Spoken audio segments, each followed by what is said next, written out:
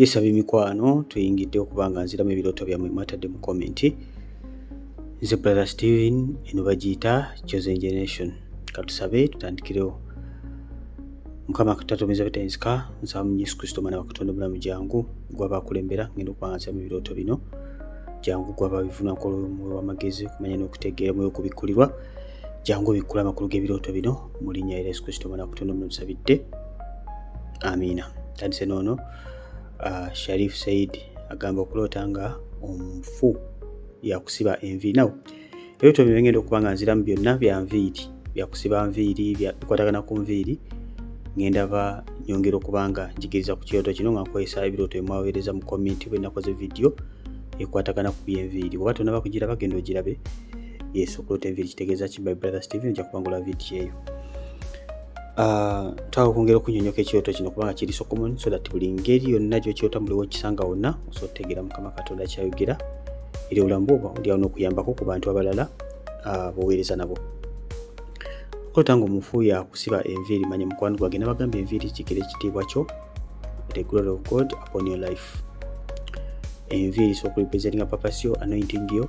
So kati omufu wabanga mukwano gwange yakusiba enviiri, kano kabonera akalagira ddala clearly nti mukwano gwange ekitiibwa kyo oba amaanyi go amafuta go galumbibwa eri emyogi n'egy'abafu. Oba omumanyi mukwano gwange manya nti ono omulimu gwe gumulese kubanga atta ensi ye ey'omwoyo, kubanga atta ekitiibwa kya Katonda ekiri ku bulamu bwo.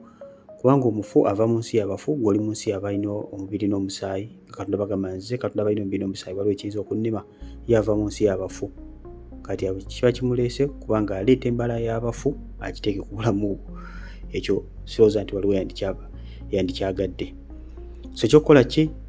Ekyokola mukwano kuyingira mu kusaba nakusiiba kwekutwa ku ndagaano n'omufu ono bw'obanga waliwo endagaano zonna z'omanyi, stronghold zonna z'omanyi z'olina okuba ng'ota, okuba ng'ozita, osabe atula n'olutalo mwekutuleko ddala mu linnya lya Yesu. Mary, manya mangi nenja kukoma ku lya Mary.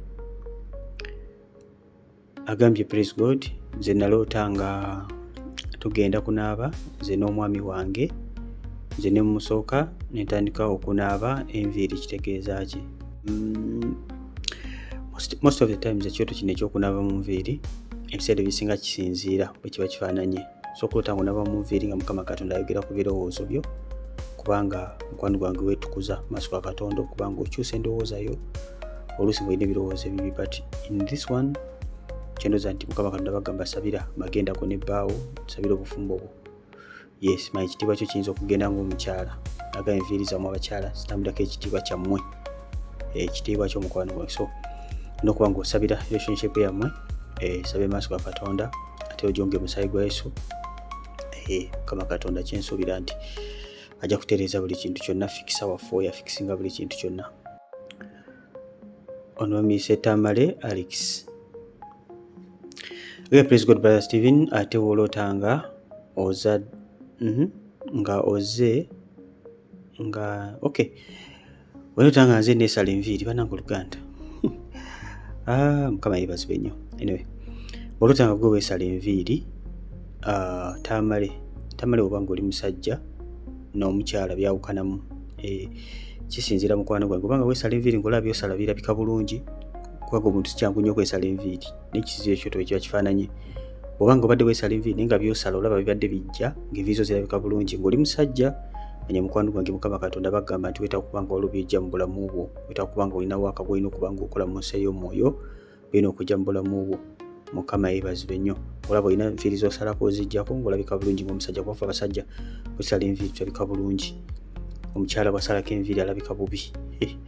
Mukama yeebazibwe nnyo. So olaba nga gwe kennyini osalako enviiri manya mukwano gwange Mukama Katonda bakulaga. Wabula bw'obanga byosaze si birungi, olaba weekubyekubye ebigooli manya Mukama era bakulaga nti waliwo ebintu by'oli mu kukola ebiri mu kwonoona ekitiibwa kyo, ebiri kubanga biyiwa amafuta go, ebanga byonoona omwoyo gwo mukwano gwange oluusi bidifiring endowooza yo. So olina okuba nga weekebera eri eyo olabe ekyoto kino kyabadde kifaanana kitya ate ne weekeberemu ng'omuntu. Nakate Fausta agambye brother Mukama yeebazibwe, nze ndoota nnyo nga nkola ku bantu enviiri n'okubasiba naye nga in reality ndi musibi waazo naye kati ndi bweru w'eggwanga. Kitegeeza ki? Yesu naloota ekirooto ky'okusiba enviiri ng'aloota ali mu ku bantu baasibako enviiri ate nga gy'emirimu era gy'amanyi ate kati si gy'aliko ndowooza ali mu mirimu mirala bweru w'eggwanga. Abuuza kitegeeza ki? Ekyoto kino kisinziira wa gy'obadde osiba enviiri. Bwe kiba nga bifo bipya by'osibamu enviiri, Mukama Katonda ayinza okuba nga akugamba omulimu ogwo gw'ogenda okuba ng'okola.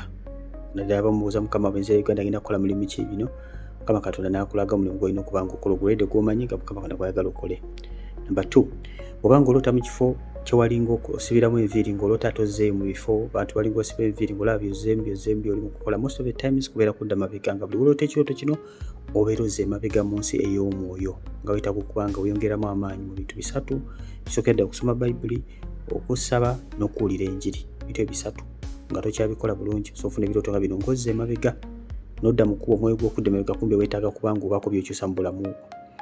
Okay? Bayibuli egamba okukkiriza okutaliko bikola bikuba kufune bw'osaba n'okeesa nga tokyusisa byonna kuba ng'okyusa mukwano gwange manya nti byosaba biba bifo until when ng'okyusizza. So ekyoto kino kisinziira obadde oloota osibirawo enviiri, abamu oloota osibira naddala eri wamu mu kyalo, sina gye wali osibira gye bakuzaala ku kika ng'oloota gy'okolera bino, era mukwano gwa kisigala kyekimu kuba kudda mabega. So kiki olina okuba ng'okola ng'oloota ekyoto nga kino ng'ate omulimu gwe walinga okola. Bw'oba nga tobikolerera eri wamu mu kyalo, oddamu n'obuuza Mukama Katonda n'akonfirming oba gwe mulimu gw'olina okuba ng'okola. And sometimes si buli kyoto kyonna kiba kivudde eri Katonda. Ebirooto ebimu biva mu ndowooza zaffe. Ebintu byalinga okola nga byoloota biba just biva mu bwongo. So kisinziira ki ky'osabira. So kujja ng'ekyoto kyaba nga kiremeddeko oba nga nawe kennyini weekebeddemu n'olaba nga waliwo ekigwamu ebizuzo kategore ze nkugambye. Naye ng'ebirooto ebimu biva just mu ndowooza zaffe. Oluusi ebintu ng'obirowoozaako sanga oluusi n'okuloota byokola kibyoloota. Abaloota ebirooto nga mubyerabira waliwo yabigambye bannange ndoota ebirooto nga mbyerabira. Nakola video lwaki neerabira ebirooto byange Brother Steven ejja kwegiriza bingi. Nakola video ebirooto ebiva ewa Sitaani n'ebirooto ebiva Mukama, naye eriko tayita ebirooto ndowooza ebiva ewa Sitaani. Osojjinoonya n'ogiraba n'osobola okuba nga oyawula ebirooto ebiva mu ndowooza biva ewa Sitaani biva ewa Katonda, byonna twabikola dda. So kweno channel kyangu nnyo ogenda mu YouTube channel kyoloose kyonna kyoteekamu nti okuloota embwa kitegeeza ki by Brother Steven, nja kuba ngula video zonna ze nkoze ezange zoza ziriko obufaananyi bwange, kyangu nnyo okujja identifyinga ne title kweziri bulungi. Zetana bakola tugenda batuzikola probably omwezi guno gunaggwerako tutya tumaze ebirooto byonna byemuloota.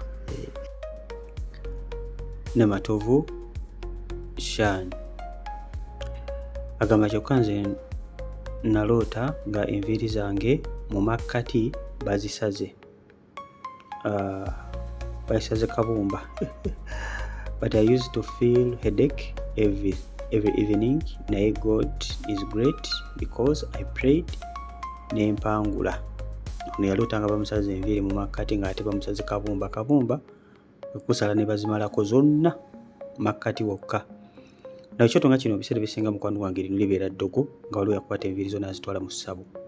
Osobola okuloota ebirooto nga bino nga bakusalako enviiri mu kifo kimu nolibeera ddogo. That's why wafuna omutwe ogwalinga okuluma. So omutwe guno tegwali kulumira bwereere olwo ebyakolebwa. Naye ogambye weebaza Katonda yakusumula nawe kino kigenda eri bonna abaloota ekirooto kino bannange. Omuntu yenna aliyoota ekirooto kino anojja ng'onoonyereza. Osanga nga bakusala enviiri mu mutwe wakati manya nti mukwano gwe libeera ddogo. Kuba bukubi abamu mubuuza Mukama lwaki omutwe gunnemeddeko lwa kino n'oloota ekirooto nga kino. Mukama Katonda baakulaga ki ekyakolebwa. So twebaza Katonda yakuwanguza ekitiibwa n'ettendo kimuddira oyo. Patience nannono. Praise God everyone here. Brother Steven, thank you for helping us. May God bless you. I dreamed when I have combed my hair. It looked good. And another dream, I dreamed when I went to salon to plait my hair, but they didn't have they didn't plait well. Okay, I told them I don't want that style because I told you what I want. I told him give me my money, and I go to another salon that plaits me well, and they gave me back my money, and In that dream I went to the person I promised to plant me. Please brother answer me bambi. Okay, ngeri nyangu staff yalose ekirooto agambye ekyasukira ddala yalota ekirooto ng'ali mu kusanirira enviiri. Kulota ng'osanirira enviiri mukwano gwange kiba kitiibwa n'osanirira enviiri byo nga birabika bulungi, kiba kitiibwa kya Katonda, naye nga bulaba nti bw'oli mu kuzisanirira olina okuba ng'osaba waliwo omulimu awo kubanga zirabika bulungi. Ekirala ogambye nti wagenda mu saluuni okubanga bakuba nga bakusiba enviiri, was it then ne bakusiba bye bakusinga tobitegeera, n'obagamba ekigambo kye si bintu bye twateesezza buli kanaku, bagamba mumpe sente zange ngende bansibe ewalala. Kyendoza ku kyoto kino mukwano gwange, Mukama Katonda akulaga nti no you need to change your company. Olina okukyusa abantu b'obeera mu mukwano gwange kubanga abo bayonoona omulimu Katonda gwakola mu bulamu bwo, bayonoona boonoonyi. So I don't know, ekyoto nga kino osobola okuba nga okifunye ng'oyingidde ekkanisa empya, osobola okufuna ekyoto kino ng'oyingidde ate waliwo zino online ezajja kote byebakola enviiri zebakola tozitegeera mukwano gwange. So tomala gakola decision obuuza Mukama n'akulaga waki enviiri zo baani bano Mukama Katonda bayogera, kubanga nawe olina boolaba waawo nga mu butuufu oba okyebuuza fine osobola okubuuza Mukama, naye obanga olina abantu boolabawo kampani y'emikwano gy'olaba nga mu butuufu gitawaanya omwoyo gwe, mikwano gy'ensi egyo mala gayogera bamala gakola ki, tawaanya omwoyo gwe. Abantu abo kirungi n'okola ki, n'obeeyawula ku Bayibuli egamba do not be deceived, bad company corrupts good morals. Emikwano mibi gitta empisa ennungi. So emikwano emibi egisobola okuba nga gitta omwoyo gwo, kiba kirungi nnyo mukwano gwange n'oba nga weetegula for the sake of your soul. Bayibuli nga bwetugamba nti omukono gwa ddyo guba gukwonoonesa gukole ki, gutemeko n'eriiso eryo liba likoonesa likole ki, likuule mu kisinga kuba ogenda muggulu n'eriiso limu, soka omugulu ogenda n'abantu 3 oba omu, kusinga ogenda n'ebbanki y'abantu mugeena. So weekebere mukwano gwange olabe biki ebyonoona leeta omwoyo gwo okubeera guli and comfortable. Lilian yagambye thank you so much brother Steven, otukoze bulungi. Bulijjo mbiroota naye nga sibitegeera. Naloota nga nsibye kapenso nga nnyumye nga nkoze enviiri nnungi, nekyo nakinyonyola ndoozi ekyo kimanyi, nga nnyumye empozi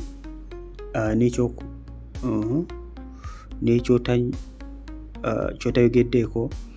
Ndoota nina infection mu nviiri nga ngenze mu saluuni abazinaazeemu naye sikitegeera. May God bless you nnyo. I appreciate so much. Naddala ebirooto byokoze ennaku zino nze mbiyita byange kuba biba binkwatako. Okay, bali kusiima. Tugenda kuba tukola ebirooto bingi kuno omwezi okutandise kuno gwa December throughout okumalako omwezi kuno. Mube nga mwongera okuba nga muyiga nga ate same time tukuza kula nga tuddamu bye tusobodde okuba nga tuddamu. Mwezi guno tuyinza okukozesa dda weekend esooka tuyinza okukozesa nnyo comment section. So njagizako kyonna kyensobola maybe okuba nga nzira mu comment, biraba nsobodde okuba nga nzira mu comment, naye nga ngenda kusinga ku emphasize nga ku birooto byonna bye muloota ebyenjawulo sobola okuba nga mbimalayo then tujja kuba tula mu maaso eyo. Sister wange kuloota nga ogambye ng'okola tya ng'oli enviiri zo zirina infection. Ebiseera ebisinga ekintu kyonna ekyapataininga ku mutwe gwo ebeera mind yo ebiseera bisinga. Okay, bwebanga tewali kintu kyonna kyakolebwa ng'eddogo nga biki, ebiseera bisinga ebeera ndowooza yo yeetaaga okuba ng'ekola ki, ekyusibwa, yeetaaga okuba ng'esumululwa. Ebiseera bisinga ebyo tebitabuddeko ku nviiri, infection ku mutwe genda kuzinaaza mukwano gwange, weetaaga okuba ng'onaaba mu musaayi gwa Yesu. Now ayinkwano mulina kitegeera nti Yesu yayiwa omusaayi mirundi 7 naye ogumu ku mirundi 7 gwe yayiwa omusaayi bwe bamukomerera, bwe bamutikira engule ey'amaggwa ku mutwe. Now okumutikira ku engule ey'amaggwa ku mutwe kwali kulaga okutukuzibwa kw'ebirowoozo byaffe.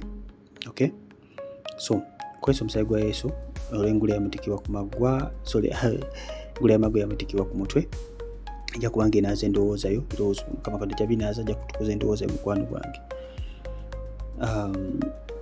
bonna bosaba Mukama ajja kwongera okubikkulira exactly akubikule wa exactly obanga tolina wolaba wondowooza wedifairingibwa ajja kuba nga kubikkulira naye nga manya nti mukwano gwange wetakuba nga osumululwa takuba nga osumula stadian. Bamise Judith Nangoli Judith. Okay, praise God, Brother Stephen. Thanks for the work you're doing. Nze natotanga enviiri ziva mu kamwa era nga teziggwamu. Ekirala nga ndaba ebintu byange ebyekyama nga mpaavu nnyo nga basibyemu ekituttwa nenzisibamu ekituttwa kuba zisibamu nyamba manye Mukama akuwa omukisa. Okay, nawe ekyoto nga kino mukwano gwange ofiisi eyo emanyi beriko obusibe. Ofiisi eyo eba eriko obusibe. Buli kintu kyonna kyolaba kitali kirungi ku ofiisi eyo manya mukwano gwange kiba kyakusabira beera obusibe. Weta kubanga okola ki osumulula, weta kubanga wegerera kula ofiisi eyo Mukama Katonda ajja kwongera okubanga akusumulula, ajja kwongera okubanga akubikkulira akulaga exactly what happened okubanga efaanana bwetyo kubanga olaba otambula mu butuukirivu naki n'obutukuvu. Regarding ekyokubanga ova enviiri mu kamwa mukwano gwange ekyo nakyo ekisookera ddala kisobola okubanga mukwano gwa Mukama Katonda bayagala olongoosa akamwa ako. Abamu luta ebirooto nga mulaba akamwa kawunya, olwota osenya akamwa, maybe one time tudikola ku video ekwatagana ku kamwa, but most of the times ebirooto bitambula ku kamwa beera kubanga osumululwa kamwa ako. And this one ekyenviiri sometimes kisobola okubeera kuliko obusibe bupataininga ku ddogo. Okay, but ng'onayongera okubanga okisabira Mukama ajja kwongera okukusumula okulaga kubikkulira exactly ki ekyakolebwa what went wrong. Ate era same time era ajja kukusumulula ng'ewadde okubanga okola ki omunoonyi naye nga manya weta okubanga osumulwa ku nsonga eno. Yes, family either wabeerawo nga obutali butuukirivu kamwa ako ng'egyokakozesaamu. Number 2 so okubeera nga ddogo. So omuntu kuva ajja kubikkulira beera ng'osaba so ne ofiisi eyo gisabire byonna bijja kuba bulungi. Mukama akuwa omukisa. Okay, ndoza byebyo. Shami. Okay, praise God, chosen generation. Nze neerabira nnyo ebirooto bye ndoota kiva ku ki naye kansubire nti ku leero ononyamba nonziramu binoonyeza bimbuuze. Thanks, may God bless you. God bless you too, Sister Shami. Sister Shami agamba ebirooto byaloota byerabira naye nakola video mpanvu eyogera ku kwerabira ebirooto kiva ku ki, olina kukola ki. Video editoyedde bulungi ate ejja kuyigiriza bingi okusinga ko wano. Nsonga nnyingi nnyo ezivaako okwerabira ebirooto naye nga sometimes ebiseera ebisinga babeera ataaka mu nsi ey'omwoyo, ebeera ataaka y'amaanyi kubanga omulaba esitaani akimanyi nti as long as ofuna obubaka direct oba ojja mutawanja. Kati ebiseera ebisinga bakulumba naye kuba ensi ey'omwoyo. Abamanyi basobola otufunira linki mugitere mu comment. Linki gitere mu comment wano njagiteeka waggulu. Sister Faso kubanga agiraba okwerabirabira ebirooto bwenna bate mugitaddeeyo banna mujja mutukoze bubi. Naye nga sogera mu YouTube channel notekamu lwaki neerabira ebirooto by Brother Stephen, okwerabira ebirooto by Brother Stephen ojja kubanga ofuna video eyo jagituukako mangu nnyo. Okwerabira ebirooto oba lwaki neerabira ebirooto byange by Brother Stephen, toza title gye nateekako ojja kubanga otuuka ku video eyo naye nga kebera mu comment ojja kusangamu linki, bajja kuteeramu linki. Bannakyoze abaludde wano bamanye ng'eyokunoonyamu ebintu byaffe wano, so bajja kuba bateeramu linki wano ojja kubanga ogiraba ogende direct ku video obe ng'oyiga na buli muti n'abandi badde otegeera lwaki weerabira ebirooto. Tuka mu season ng'olaba ebirooto byerabira kyekibaawo. Pauline Sala. Ate bw'olota ng'olina gw'osiba enviiri, ebiseera ebisinga bw'olota ng'olina gw'osiba enviiri kiba kirungi ne weegendereza mu kirooto ekyo oba omuntu ogw'osiba omumanyi. Bw'oba nga omumanyi ebiseera ebisinga Mukama Katonda aba ayagala omuntu oyo oyimirire naye. Sometimes okumuyigiriza ekigambo kya Katonda, sometimes okumusabira, sometimes okumuwa amagezi, sometimes okumuwa ebikozesebwa, sometimes kyonna kyonna kyekyetaagisa n'omuntu oyo ng'olaba olina gw'osiba enviiri. Naye nga ebiseera ebisinga kibeera kyakumusabira, kiba kyakuleera maaso ga Katonda, kisinziira. Ate nga bulanga waliwo omuntu akusiba enviiri gwe nga waliwo akusiba enviiri kiba kirungi n'obanga bw'obanga olina obuzibu oyitamu. Sometimes ozombwetaaga magezi, sometimes weetaaga mu meetinga muntu akuwa amagezi gakuyiseewo. Mumanyi Musa era akulembera abaana ba Isirayiri, naye yalina sezaala we nga bamuyita ani omusajja oyo yali sezaala we yali yamuwa omukazi. Sezaala we oyo yamuwa amagezi. Musa yalinga atula n'alamula abaana ba Isirayiri olunaku lwonna n'akoowa. Bwe yamulaba n'agamba kino kyokola, n'amugamba alonde abantu mu bo abagenda okuba nga balamula emisango emitono, n'amuwa amagezi ne gamukolera bulungi. So ebintu ebimu weetaaga amagezi. Sobola nga omuntu akusiba enviiri ng'olina mu butuufu ebikusobedde, oba ng'osootuukira omuntu ekyandibadde kirungi n'omutuukirira ddala nga muli buweereza bwe bumu nga atuukikako. Yes. Koobulango Eva. Mukama yeebazibwe. Ate okulootanga bakugamba onaabe mu nviiri. Kino naye ndowooza nakyogeddeko, okunaaba mu nviiri ab'emikwano kiba kitambulira ku ndowooza yo. You have to check your mind. Endowooza yimiridde etya mukwano gwange? Wetaaga kuba nga onaaza endowooza yo. Nabudde nti omusaayi gwa Yesu gwayiibwa okuyita mu ngule y'amagwe yamutikkibwa ku mutwe, gwe kunaaza endowooza zaffe. Manyi nti no Yesu buli musaayi gwonna gwe yayiwa yaguyoola kubeera ffe.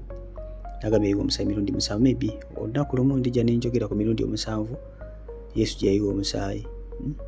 Ndowooza mugimanyi.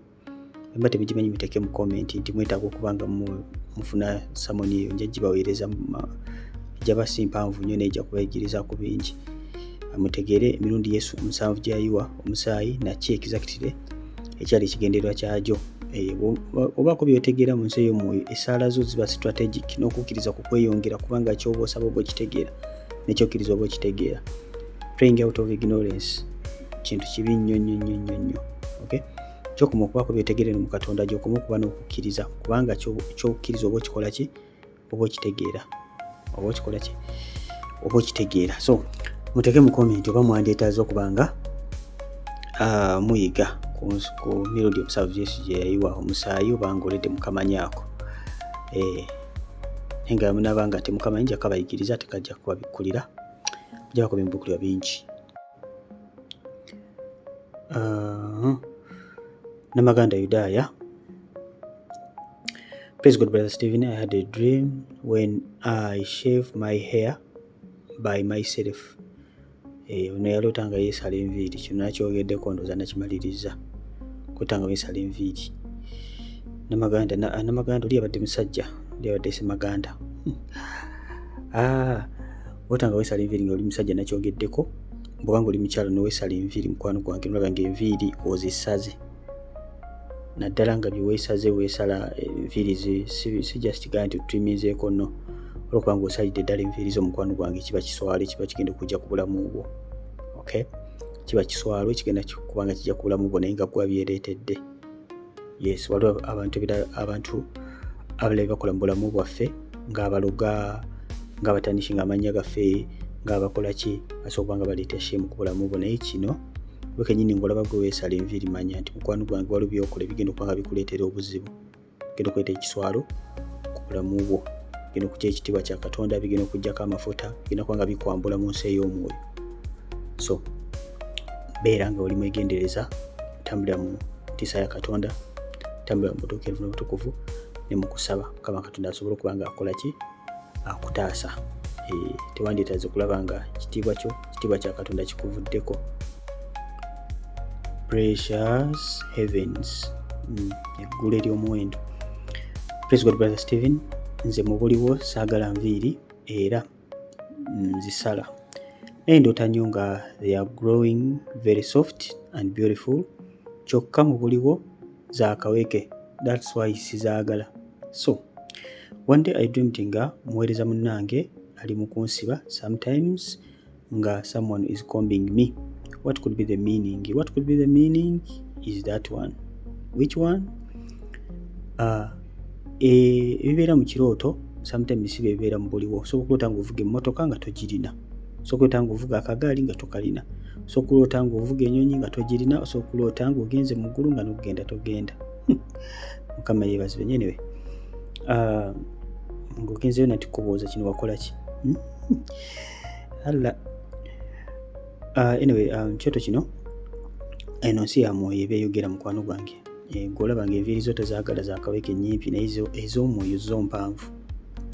Ez'omwoyo zo mpanvu era Mukama Katonda baakulaga ekitiibwa kya Katonda. Ono ng'olaba bazisanirira. Kinagambye nti ebiseera ebisinga omuntu aba akusanirira akola ku nviiri z'omuntu oyo. Mukama Katonda ayinza oba muconnectinzeeko, ayinza okuba destiny helper wo, ayinza oba agenda kukwongerayo omuntu akusanirira enviiri. Okay? But olina okubeera very careful.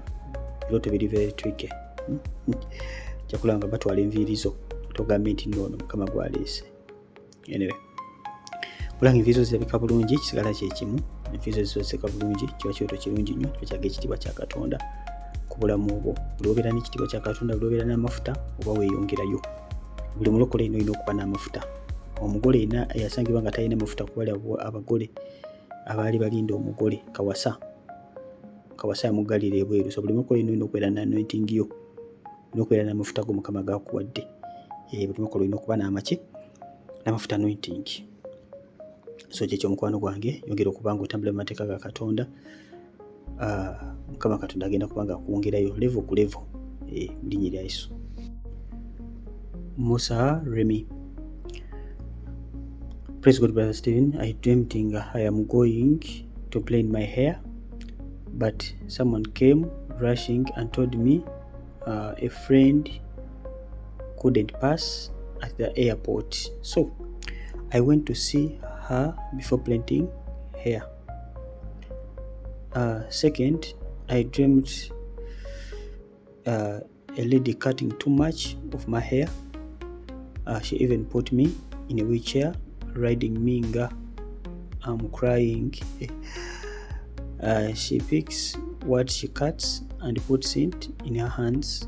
It was a long hair. Seriously, I got serious problems that brought total shame. But now it's over. Amen. Just a testimony about hair. Okay. Third dream on hair. Kagamba tekategerese bulungi. Ogiseki salon lady who used to do my hair, but one day I dreamed her cutting my hair. Okay, birooto bisatu. Staff kali tuyite mangu nyo. Staff agambye yalota ekirooto ekyasooka agenda kubanga akola enviiri ne waba mugamba ati waliwo azze ku airport. Ebyo enviiri n'abivaako n'afumuuka n'agenda ku airport alabe ani azze mukwano gw'endowooza. Ekirooto kino mukwano gwe kiba kikulaga nti waliwo ebikudistractinga mu nsi ey'omwoyo ebikulemesa ekitiibwa kya Katonda okujja ku bulamu bwo. Ndowooza muno ebirooto byangu byakutegeera. Kasita otegeera ekirooto kye kitegeeza okuteeka okola bukozi substitute n'otegeera Mukama Katonda kyagamba eri obulamu bwo. Okay? Kino olabira ddala distraction yennyini, diversion, deception y'omulabe Sitaani, deception, diversion yennyini ey'omubi okujja ku kyoliko ekyo bwa Katonda ate akutwale ku bibye. Kyabirawo ddala ekyo. Namba 2 ogambye nti waloota nga bakusaza enviiri, omukyala n'azitwala n'okaaba nnyo n'akuvuga kagaali ka wheelchair, put me in wheelchair, n'akuteeka mu kagaali kana akabalema ng'okaaba ng'akuvuga n'akwata enviiri z'asaze n'aziteeka mu mukono gwe. Zaali mpanvu seriously, wagambye n'ofuna ebizibu. Oguliwo yafuna ebizibu ng'amaze okuloota ekirooto nga kino. Singa bwe twagambye nti ekirooto kino kitambulirako ekiswalo mu bulamu bwe, era agambye nti yafuna ekiswalo ky'amaanyi nnyo. Abadde atuwa bujulizi ku nsonga eno. Ndowooza mulabye bujulizi bwo buno. Kazigwa aloota nga bakusala enviiri n'olowooza nti n'ogenda gaggawala. Twala buno obujulizi bwa sister wange. Omanyi nti tekiba kirungi. So twebaza Katonda yakuwanguza ku nsonga eno. So yongera okuba ng'osaba Katonda. Bano bantu babi be baleeta bino. Tekyajja buzzi naye bantu babi be bakireeta. But pray against it. Yongera okuba ng'osaba Mukama akusumululire ddala. Twebaza Mukama yakusumulula. Namba 3 ogambye waloota nga asala enviiri, yali akusala enviiri ng'akusaza enviiri zo. Nze kino kisigala kyekimu mukwano we, kisigala kiswalo. So Mukama Katonda ali akwesa ebirooto bye bimu kubanga akola ki? Akuwoninga. Weegendereza nnyo mwana wa Katonda, buli oloota ekintu ng'okiddiŋŋana. Mukama Katonda balina kyagamba. And most likely consequences ziba zigenda kujja, bwe ziba nnungi oba mbi. Obutategeera kijja kintu kibi nnyo nnyo nnyo. Beera muzibe mu nsi ey'omwoyo nga tegeera kigenda maaso, kintu kibi nnyo. Kati kino ekyokuteeka mu kagaali k'abalema kyali kiraga engeri gye bagenda okulemaza amagenda go, kulipolinga amagenda go. That's why olaba wafuna setbacks ezo wafuna n'ekiswalo. Jole tekaniza. Again, praise God brother, nze naloota nkoziza enviiri nga ziwanvu. Buli wempita bantunuulira. N'ekirala ndoota nnyo abakyala babiri, omu enemy wange ayagala tuddemu aneeyogerezaako. Omu yanziba engoye zange n'ez'abaana bange, naye muloota nnyo. Nze nsaba nnyo Katonda alwane n'abalabe bange. Sometimes ndoota babonaabona. Kitegeeza ki? Bino byonna biba byali mu kirooto ng'akweyogerezaako nga si bya mbuliwo. Biba bya mbuliwo kiba kirala, biba bya mu birooto. Okay, wagambye okusooka waloota ngo enviiri zo mpanvu nga bantu bakutunuulira, kitegeeza bazeegomba. Kakati ekyo mukwano wa enviiri zo mpanvu nga zeebeka bulungi kitegeeza kitiibwa kya Katonda ekikwasa abantu abalala obujja. Manya abantu tebaagala bantu bafunye birungi, baagala bantu babonaabona, kubanga on average abantu abasinga bambi bali bubi. On average abantu abali obulungi batono, abasinga bambi bali bubi. Kati omuntu asanyuka nnyo buli walaba omuntu ng'ali mu mbeera yeemu, nga naye bw'onaawulira omuntu ng'awa obujulizi ng'ayita mu mbeera yeemu n'awangula, n'owulira bulungi n'ogamba nange Mukama Katonda agenda kunkolera. Kati abantu b'ensi bw'awulira omuntu ng'ali mu kizibu kye kimu, saawangudde, ali mu kizibu kye kimu kyayitamu, kati aba awulira bulungi.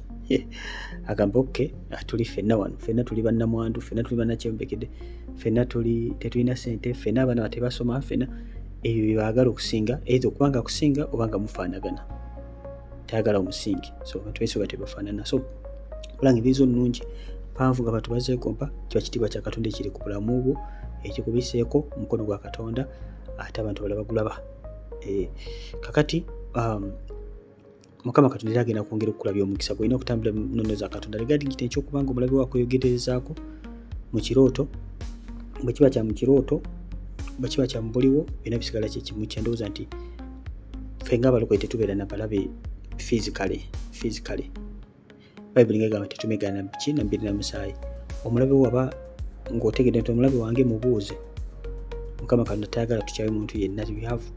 Bayibuli etugamba nti bwe twagala mikwano gyaffe ne tukyawa abalabe baffe, njawulo ki n'abantu b'ensi?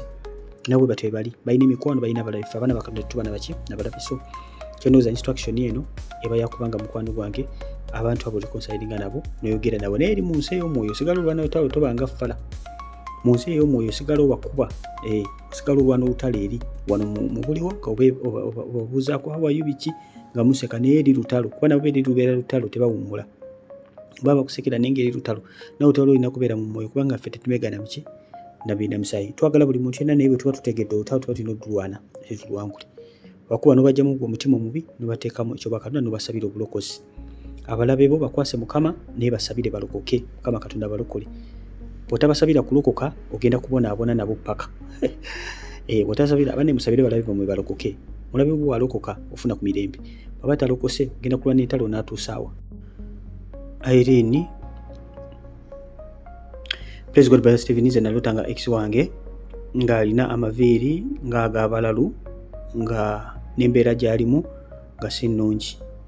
Loota ex ng'alina amaviiri ng'ag'abalalu. Amaviiri ng'ag'abalalu gakiikirira kiswalo. Naye ebiseera ebisinga okuloota ba ex kisinziira mukwano gwange Mukama Katonda ayinza okuba ng'alaga setbacks. So oloota ex sooka weekebere gubadde oyimiridde otya mu nsi ey'omwoyo. Oluusi ba ex bano bakiikirira okudda emabega nga Mukama akulaga ekiri emabega ng'amaviiri g'olaba.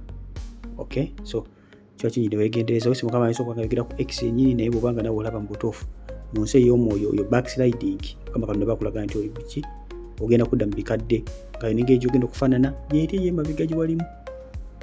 Okay, yes, so ekebera ng'omuntu ku nsonga eyo si kukubira ex nga nakulabye banne ng'olina amaviiri ng'ag'abalalu. Balokole musesa.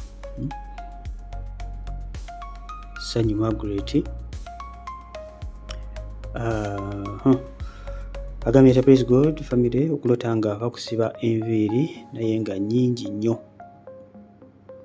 ku mutwe, kitegeeza kyo kusiba enviiri nga nnyingi nnyo mutwe tekirina buzibu bwonna, kiraga kitiibwa kya Katonda.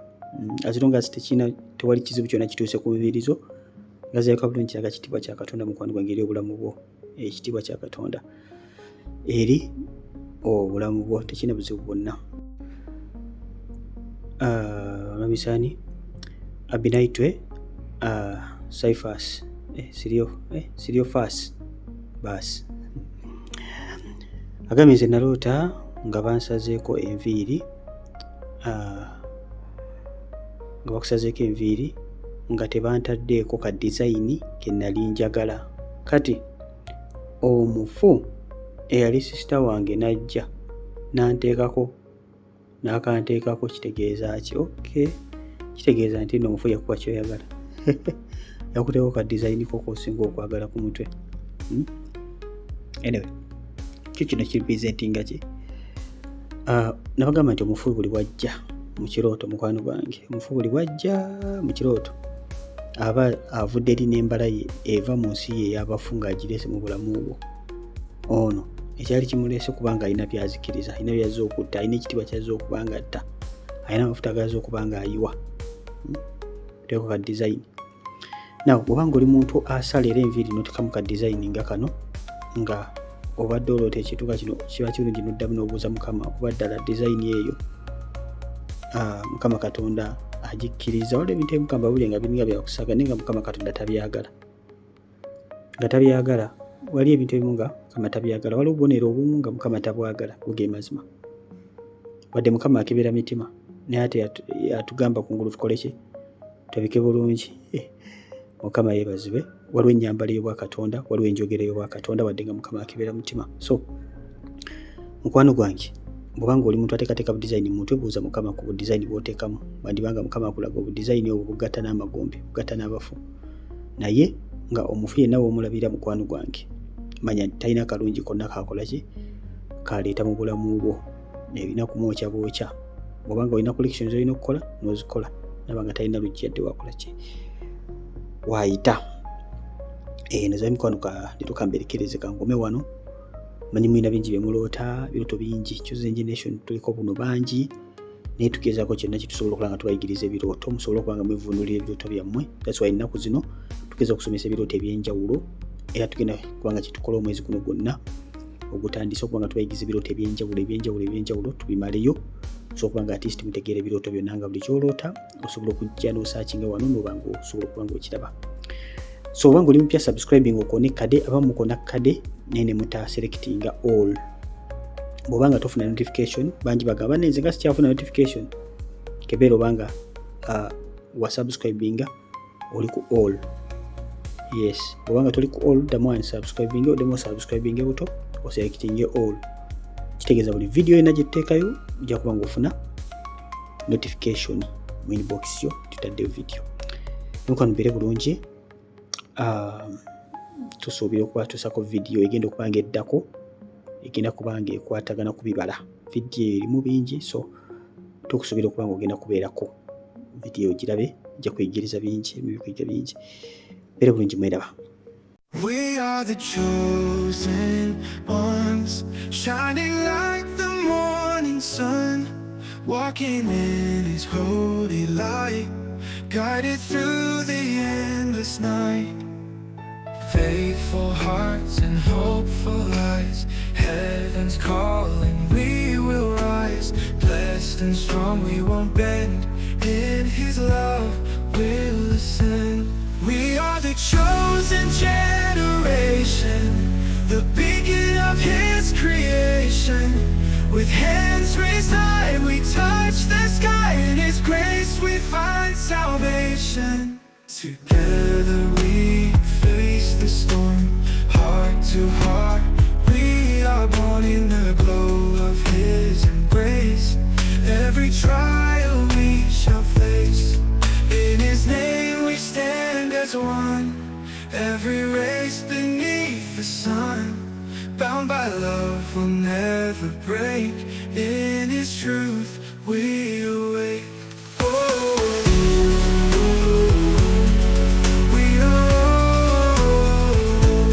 We are the chosen generation, the beacon of His creation. With hands raised high, we touch the sky. In His grace we find salvation. Together we face the storm, heart to heart we are born. In the glow of His embrace, every trial we shall face. In His name we stand as one. Every race beneath the sun, bound by love will never break. In His truth we awake.